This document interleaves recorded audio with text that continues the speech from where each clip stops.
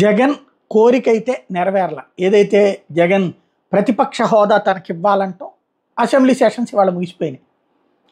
ఈ తరపు సెషన్స్ జరగల.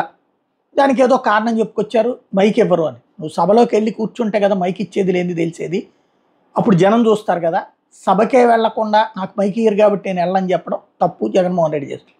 అయితే దీని మీద హైకోర్టుకు వెళ్తే హైకోర్టు ఆదేశాలు ఇవ్వాలని కోరితే హైకోర్టులో ఈ పిటిషన్ విచారణ వాయిదా పడింది. ఎప్పటిదాకా అంటే వచ్చే మంగళవారానికి వాయిదా పడింది. ఇప్పుడు సెషన్స్ కూడా పూర్తయిపోయింది.